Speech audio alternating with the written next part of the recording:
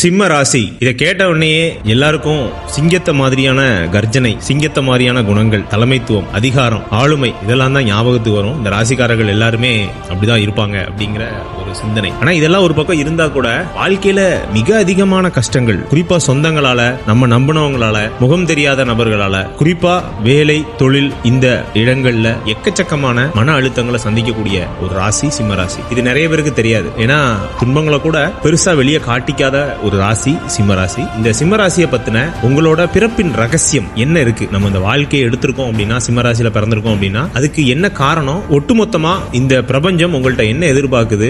இந்த வாழ்க்கை நம்மள எதை நோக்கி கொண்டு போகுது அப்படிங்கிற சிம்ம ராசிக்கான பிறப்பின் ரகசியத்தை இந்த வீடியோல நம்ம பார்க்க போறோம். இந்த வீடியோ பாத்தீங்கன்னா ஒரு 3 தனித்தனி செக்ஷனா இருக்குது. எல்லாமே சின்ன சின்ன செக்ஷன் தான், அதனால நீங்க சீக்கிரமாவே பார்த்திடலாம். முதல் செக்ஷன்ல சிம்ம ராசியோட பொது குணங்கள், உங்களோட பலம், பலவீனம் அப்படிங்கிறது இது கூட ரொம்ப சின்னதா தான் இருக்கும். அதை விட மிக முக்கியமானது 2வது செக்ஷன் தான். உங்களோட தசையின்படி உங்களோட வாழ்க்கை எப்படி அமையும், நீங்க எப்படி அமைச்சுக்கணும் அப்படிங்கறத அந்த 2வது செக்ஷன்ல பார்க்க போறோம். 3வது நாம் கடைபிடிக்க வேண்டியது, அதாவது சின்ன சின்ன அந்த பரிகாரங்கள் அல்லது வாழ்க்கையை எப்படி மாத்திக்கலாம் அப்படிங்கிற மாதிரியான சில ஐடியா, அதை நம்ம 3வது செக்ஷன்ல பார்க்க. அப்படியே காலபுருஷ தத்துவத்துக்கு 5வது ராசியா வரக்கூடிய சிம்ம ராசி அன்பர்கள் இயல்பாவே ஒரு தலைமைத்துவங்கிறது இருக்குது. ஏன்னா சிம்மத்தோட அதிபதியே சூரியன் தான், அதை நம்ம மறுக்கிறதுக்கு இல்ல. ஆனாலும் சூரியனோட டிராபேக் என்ன அப்படின்னா, அந்த உறவு நிலைகள்ல நிறைய தொல்லைகளை, அவஸ்தைகளை கொண்டு வரக்கூடிய ஒரு கிரகம். இது ஆண் கிரகமா இருக்கிறதுனால வெளியில செயல்படக்கூடிய கிரகம். அதாவது வீட்டுக்குள்ள ஒரு மாதிரி இருப்பாங்க, வெளியில வேற மாதிரி இருப்பாங்க. அந்த மாதிரி வெளியில ஆளுமை, நல்ல ஒரு ரேப்போ, அதாவது யாரு கூடனாலும் உடனடியா பேசக்கூடிய, யாரு கூடனாலும் உடனடியா பழகக்கூடிய ஒரு தன்மை. குறிப்பா நிறைய ஒரு குழுவை அல்லது ஒரு குரூப்பை நிர்வாகம் பண்ணக்கூடிய, தலைமை எடுத்துக்கக்கூடிய, உடனடியா அந்த ஒரு ஸ்மார்ட்டான டிசிஷன் எடுக்கக்கூடிய அந்த பவர், கெப்பாசிட்டி அப்படிங்கிறது சிம்ம ராசிக்கு கொஞ்சம் அதிகமாவே இருக்கும். சில நிலைகள்ல உங்களோட ஜனகால ஜாதகமும் உங்களோட குணங்களை தீர்மானிக்கும். இருந்தாலும் இது ஜெனரலா நம்ம பார்க்கும்போது சிம்ம ராசியோட குணங்கள் இதுதான். அடுத்தது இந்த வீடுன்னு சொன்னோம் இல்லைங்களா, அதாவது ரிலேஷன்ஷிப், நம்ம குடும்பத்தில் இருக்கக்கூடிய ஏன் இவ்வளவு பிரச்சனைகள் வருது அப்படின்னா, இயல்பா இந்த சுக்கிரன் சொல்லக்கூடிய கலத்திரக்காரகன், இயல்பாவே கலத்திரக்காரகன் சுக்கிரன் தான். அவர் உங்களுக்கு 3க்கும் 10க்கும் அதிபதியா வருவார். அதாவது மாரகாதிபதி மற்றும் ஒரு மாதிரி அது ஒரு கேந்திராதிபத்திய தோஷத்தோட கூடிய ஒரு கிரகமா வரும். அதனாலதான் குடும்பத்துல நமக்கு பெரிய அளவுக்கு சப்போர்ட் இருக்காது. நம்மளாவே எல்லாத்தையுமே அனுசரிச்சு எல்லாத்தையுமே கொண்டு வரக்கூடிய ஒரு நிலையில நம்ம இருப்போம். இது நீங்க நிறைய சிம்மராசிக்காரர்கள் நீங்க பார்த்திருப்பீங்க. அதே மாதிரி வாழ்க்கையில எதை எடுத்தாலும் கொஞ்சம் கஷ்டப்பட்டு தான் நம்ம அடையிற மாதிரி இருக்கும். குறிப்பா அந்த 25 வயசுல இருந்து 35 வயசு வரைக்கும் நிறைய சிம்மராசிக்காரர்கள் கஷ்டப்படுறாங்க. கஷ்டம்னா அது யதார்த்தம் நான் சொல்லுவேன். அதாவது வாழ்க்கையோட சில படிப்பினைகள், யதார்த்தத்தை கொஞ்சம் ராவா கத்துக்கக்கூடிய அமைப்பை இந்த சிம்ம ராசிக்காரர்கள் பெறாங்க. அதுக்கான ஒரு காரணம் நம்ம ஆய்வு செஞ்சு பார்த்ததுல கரெக்டா மக நட்சத்திரமும் சரி, பூர நட்சத்திரமும் சரி, கிட்டத்தட்ட அந்த ஒரு 20 வயசு வரைக்கும் சுக்கிரதசை நடக்கும். உங்களுக்கு சுக்கிரதசை எப்படி இருந்தாலும் அந்த குழந்தைக்கே உண்டான ஒரு நல்ல ஒரு குடும்பம், நல்ல ஒரு சாப்பாடு, நல்ல ஒரு விளையாட்டு, கேட்கறதெல்லாம் வாங்கி தர்ற மாதிரியான விஷயங்கள், இதெல்லாம் இதுல நான் 10க்கு ஒரு 8 பேருக்கு பொருந்ததுங்கிறத சொல்றேன். கண்டிப்பா 2 பேர் ஏதாவது ஒரு சூழ்நிலையில அந்த சுக்கிரதசையிலையும் கஷ்டப்படுவாங்க. சரிங்களா? இது நம்ம பொதுவான ஒரு ஜாதகமா பாக்குறோம். அதன் அடிப்படையில அந்த சுக்கிரதசை பெரிய அளவுக்கு அந்த 25 வயசு வரைக்கும் கஷ்டப்படுத்தாது. ஆனா 25 வயசுக்கு அப்புறம் தான் அந்த ரியாலிட்டி ஆரம்பிக்கும். அதாவது நம்ம வாழ்க்கையில நம்ம என்ன ஆரம்பிக்கணும், என்ன நம்ம எங்க போக போறோம், பர்பஸ் ஆஃப் லைஃப், இந்த மாதிரியான நிறைய சங்கடங்கள் ஆரம்பிக்கும் போதுதான் ரியல் சேலஞ்சு சிம்ம ராசிக்காரர்களுக்கு ஆரம்பிக்கும். அதனாலதான் உங்களுக்கு நடக்கக்கூடிய திசைகள் முக்கியமா படுது. அதை நம்ம 2வது செக்ஷன்ல பார்ப்போம். இயல்பா சொன்னபடியே தலைமை, விடாமுயற்சி எல்லாமே இருந்தா கூட பாசத்துக்கு ஏங்கக்கூடிய ஒரு ராசி இது. ஏன்னா இயல்பா ஒரு நல்ல பாசத்தை வெளிப்படுத்தக்கூடிய உள்ள இருந்து, அதாவது ரொம்ப சாதாரணமா மேலோட்டமாலாம் பாசம் இவங்களோட இருக்காது, ரொம்ப இன்டென்ஸா இருக்கும். அதாவது ஒரு சகோதர பாசமா இருந்தாலும் சரி, ஒரு தாய் தந்தைக்கு கொடுக்கக்கூடிய அந்த மரியாதையா இருந்தாலும் சரி, இல்ல அவங்களுக்கு நம்ம செய்யக்கூடிய கடமைகளா இருந்தாலும் சரி, இல்ல ஒரு மனைவி அல்லது கணவனுக்கு இவங்க காட்டக்கூடிய அந்த காதல் அல்லது அந்த ஒரு இன்டென்சிட்டி ஆஃப் அந்த ரிலேஷன்ஷிப், இதுவும் ரொம்ப அதிகமா இருக்கும். ஆனா அது அவங்களுக்கு திரும்ப கிடைக்குதா, ரிட்டர்ன் கிடைக்குதா அப்படிங்கிறது தான் சந்தேகம். நிறைய பேருக்கு கிடைக்கிறது இல்ல. அந்த ஒரு திருப்தியற்ற மனநிலையிலேயே வாழ்ந்து தங்களோட வாழ்க்கையை முடிக்கக்கூடிய நிறைய சிம்மராசிக்காரர்கள் இருக்காங்க. ஆனா வெளியில ஏதோ ஒரு அளவுக்கு சாதிச்சிருவாங்க. காரணம் என்னன்னா, அந்த இயல்பா அந்த ஒரு போராடக்கூடிய தன்மை இருக்கு இல்லையா, உழைப்பு பிளஸ் ஸ்மார்ட்னஸ். ஏன்னா 2ல உங்களுக்கு 2ஆம் அதிபதி இயல்பாவே புதன், 11 கூடையவரும் புதன் தான். நல்ல பேசுவீங்க, நல்ல நெகோஷியேட் பண்ண தெரியும், யார்ட்டனாலும் உடனடியா போய் தைரியமா பேச முடியும். அந்த இதுலலாம் நீங்க சிரமப்பட்டு இருந்தீங்கன்னா அதை பத்தி கவலைப்பட வேண்டாம். உங்களுக்கு இயல்பாவே அந்த திறமைகள் இருக்குது. நீங்க வளர்த்துக்க வேண்டியது மட்டும்தான் உங்க பொறுப்பு. நீங்க எதை மாத்த முடியாது அப்படிங்கிறது அந்த ரிலேஷன்ஷிப் மட்டும்தான். குடும்பம், நம்மளோட குழந்தைகள் சம்பந்தப்பட்ட விஷயங்கள், நம்ம மனைவி சம்பந்தப்பட்ட அல்லது கணவன் சம்பந்தப்பட்ட விஷயங்கள், அதே மாதிரி சொத்து தகராறு, சகோதர பாசம், இது எல்லாத்துக்குமே நம்ம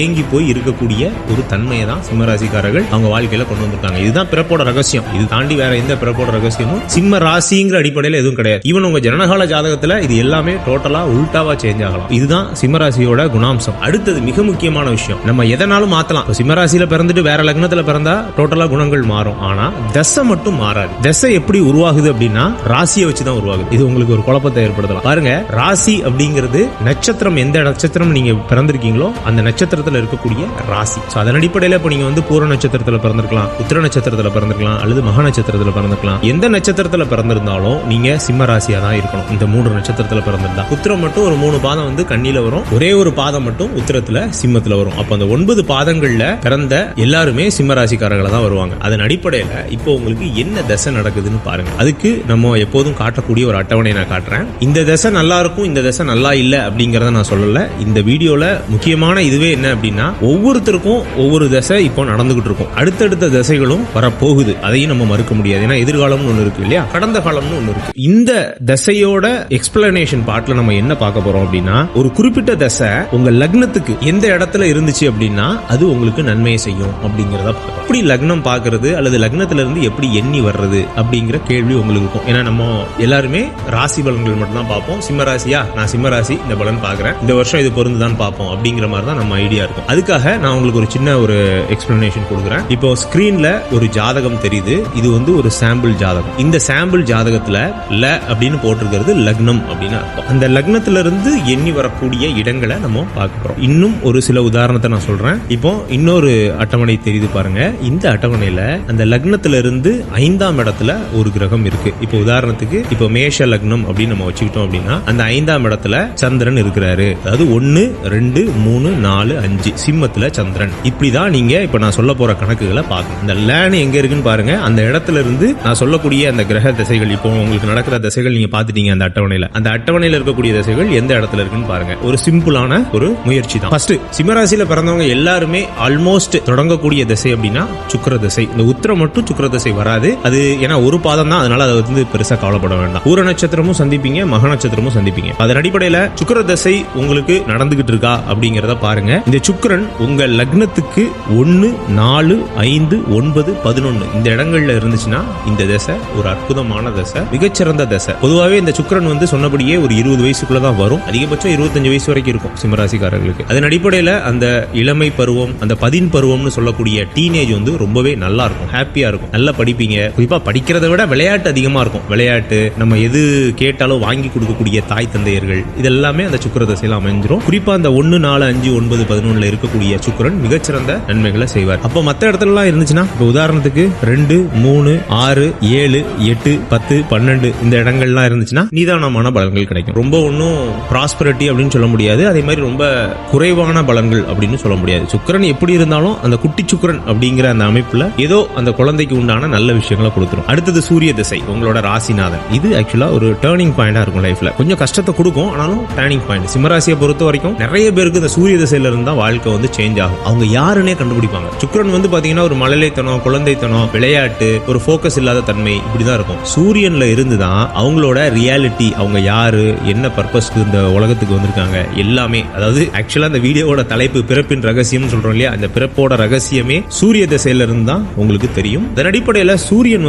உங்க லக்னத்துக்கு 1, 2, 3, 6, 7, 10, 11 இந்த இடங்கள்லாம் இருந்தா மிகச்சிறந்த ஒரு திசையா இருக்கும். நல்ல திசை. சூரிய திசையை பத்தி நீங்க கவலைப்பட வேண்டாம். அடுத்தது சந்திர திசை நடக்கிறவங்களுக்கு 1, 2, 4, 5, 7, 9, 11 இந்த இடங்கள்ல சந்திரன், அதாவது உங்க லக்னத்துல இருந்து எண்ணி, உங்க ராசில இருந்து இல்ல, உங்க லக்னத்துல இருந்து எண்ணி 1, 2, 4, 5, 7, 9, 11 சந்திரன் இருக்கிறவங்களுக்கு மிகச்சிறந்த ராஜயோக நேரம். அது கரெக்டா யூஸ் பண்ணிக்கணும். அப்புறம் செவ்வாய், சந்திர திசைக்கு அப்புறம் செவ்வாய் திசை வரும். அதுலயும் நீங்க நிறைய பேர் இருப்பீங்க. 2, 6, 10, 11 இந்த இடங்கள்ல உங்க லக்னத்துல இருந்து எண்ணி வரக்கூடிய 2, 6, 10, 11 இடங்கள்ல செவ்வாய் இருந்தார் அப்படின்னா அது ஒரு ராஜயோக தசை. அந்த நேரத்துல தான் அந்த வீடு வாங்குறது, நிலம் வாங்குறது, நிறைய சொத்துக்கள் மூலமா நமக்கு வருமானம் வர்றது, வாடகை வருமானம் வர்றது, பெரிய அளவுக்கு ரியல் எஸ்டேட் பண்றது, அந்த ரியல் எஸ்டேட்லயும் நம்ம கோடி கோடியா சம்பாதிக்கக்கூடிய அமைப்புகளை அந்த செவ்வாய் தசை தான் கொடுக்கும். குறிப்பா அந்த 10, 11 இருந்தா ராஜயோகம். அது லக்னத்துல இருந்து எண்ணி வரக்கூடிய 10, 11 அதையும் மைண்ட்ல வச்சுக்கோங்க. அடுத்தது ராகு தசை செவ்வாய்க்கு அப்புறம் 3, 6, 10, 11 இயல்பாவே பாபகிரகங்களுக்கு 3, 6, 10, 11 அந்த உபஜய ஸ்தானங்கள் நல்லா இருக்கும். ராகுவுக்கு இயல்பாவே அவர் 3, 6ல இருந்துட்டாரு அப்படின்னா ராஜயோகம் தான். 6ல மட்டும் இருக்கும்போது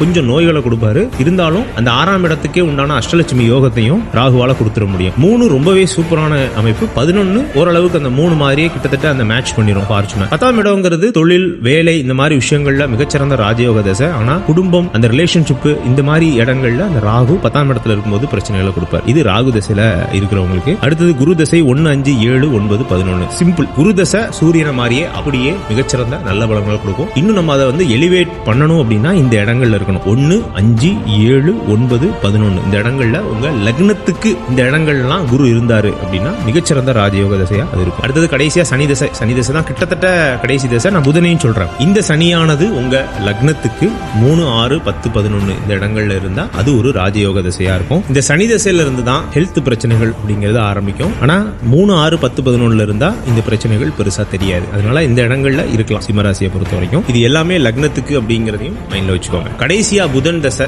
புதன் வந்து ஆக்சுவலா ஒரு 75, 80 வயசுக்கு மேலதான் வரும். இருந்தாலும் இந்த புதன் தசையும் 1, 4, 5, 7, 9, 11 இந்த இடங்கள்ல இருந்தா அதுவும் ராஜயோக தசையா இருக்கும். அந்த வயதுல கூட அவங்களுக்கு வந்து பெருசா ஒரு வயோதிகம் தட்டாது, எழுந்து நடப்பாங்க, அவங்க வேலைகளை பாத்துக்குவாங்க. அப்பவும் சந்தோஷமான லக்ஸரியான வாழ்க்கை, நிறைய உலக பயணங்கள் போவாங்க. புதன் தசை படிப்பாங்க. புதன் வந்து இயல்பாவே வித்யாகாரகன் இல்லையா? அப்ப அந்த புதன் தசையும் இந்த இடங்கள்ல இருந்தா ரொம்ப நன்மையை செய்யும் சிம்ம ராசியை பொறுத்த வரைக்கும். இதுதாங்க தசையின் அடிப்படையில நீங்க உங்க பிறப்போட பர்பஸை நீங்க வந்து கத்துக்கக்கூடிய ஒரு தன்மை. கடைசியா சிம்ம ராசிக்காரர்கள் நிம்மதியா வாழ்றதுக்கு, அதாவது நமக்கு பெரிய பெரிய கிரேட் ஃபார்ச்சூன்லாம் தேவையில்லை. சிம்பிளா நம்ம நிம்மதியா ஒரு பீஸ் ஆஃப் மைண்டோட வாழ்ந்து இந்த வாழ்க்கையில நம்மளோட பர்பஸ் அடையிறதுக்கு என்ன செய்யணும்? முதல்ல இயல்பாவே நீங்க சுறுசுறுப்பு வேணும். உங்களுக்கு சுறுசுறுப்பு வேணும். அது ரொம்ப ரொம்ப முக்கியம். ஏன்னா சூரியனாலே சுறுசுறுப்பு தான். ஏன்னா அவர் கரெக்டா பாருங்களா 6 மணினா 6 மணி கரெக்டா விடிஞ்சிடும் இல்லையா? அந்த மாதிரி தான் உங்கள்கிட்ட அது அதிகமாவே இருக்கும். சில நிலைகள்ல இப்போ நடக்கக்கூடிய ஒரு மோசமான அஷ்டமத்து சனி, 7.5 சனி இந்த காலகட்டங்கள்ல அது நமக்கு வராது. கொஞ்சம் சுறுசுறுப்பு குறையும், ப்ரொக்ராஸ்டினேஷன் அதிகரிக்கும், தேவையில்லாத அந்த முரண்கள், கருத்து வேறுபாடுகள் இதெல்லாம் வரும். எதையுமே அதெல்லாம் கண்டுக்க கூடாது. நீங்க ஃபர்ஸ்ட் என்ன பண்ணணும் அப்படின்னா உங்களோட டேயை நீங்களே டிஃபைன் பண்ணணும். நாளைக்கு என்ன செய்ய போறோம் அப்படிங்கறத இன்னைக்கே நம்ம வந்து குறிச்சு வச்சுக்கணும். அதுக்காக டூ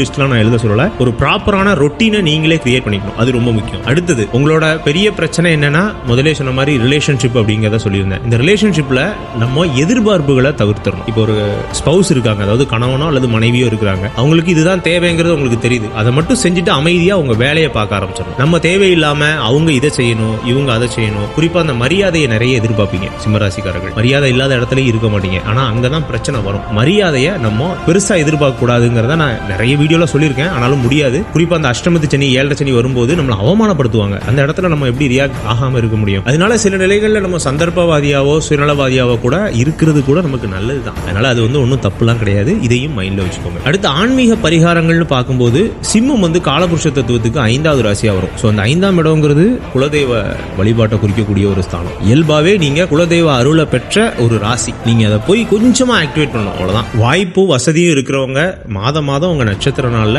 கண்டிப்பா போயிட்டு வந்துருங்க. ரொம்ப தொலைவில் இருக்கிறீங்க அப்படின்னா வருஷத்துக்கு ஒரு தடவையாவது உங்க நட்சத்திர நாளுக்கு குலதெய்வத்தை பார்த்துட்டு வந்துருங்க. அந்த இடத்துக்கு போனாலே போதும். அதே மாதிரி தான தர்மங்கள் எப்போதும் இந்த சிம்மராசிக்கு வந்து சனி எப்போதுமே பகைவர் தான். சனியோட காரகங்கள் எப்போதுமே உங்களுக்கு வீக்கா ஆகாம இருக்கணும் அப்படின்னா ஏழைகள், வயசானவங்க, ஊனமுற்றோர்கள், தொழுநோயாளிகள் இந்த மாதிரி அவர்களுக்கு உங்களால முடிஞ்ச தான தர்மங்களையும் பண்ணிட்டு வாங்க. அவ்வளவுதாங்க இந்த வீடியோ. இந்த வீடியோல நம்ம சிம்ம ராசியை பத்தின பிறப்போட ரகசியம் அப்படிங்கிற அடிப்படையில சில புரிதல்களை உங்களுக்கு நான் ஏற்படுத்தினேன். மிக முக்கியமா திசையை பத்தின சில டீடைல்டான விவரங்களை நம்ம பார்த்தோம். அது உங்களுக்கு பயனுள்ளதா இருந்திருக்கும்னு நினைக்கிறேன். இந்த வீடியோ பிடிச்சிச்சுன்னா லைக் பண்ணுங்க, பிடிக்கலன்னா டிஸ்லைக் பண்ணுங்க. இந்த வீடியோ தொடர்பான ஏதாவது சந்தேகங்கள் உங்களுக்கு இருந்துச்சுன்னா கீழே கமெண்ட் செக்ஷன்ல கமெண்ட் பண்ணுங்க. என்கிட்ட உங்களோட ஜாதகத்தை கொடுத்து தனிப்பட்ட முறையில் ஜாதக பலன்கள் தெரிஞ்சுக்கணும்னு நினைச்சீங்கன்னா கீழே என்னோட வாட்ஸ்அப் நம்பர் கொடுத்திருக்கேன். அதில் நீங்க தொடர்பு கொள்ளலாம். மீண்டும் இதே போன்றதொரு நல்ல வீடியோவில் நான் உங்களை சந்திக்கிறேன்.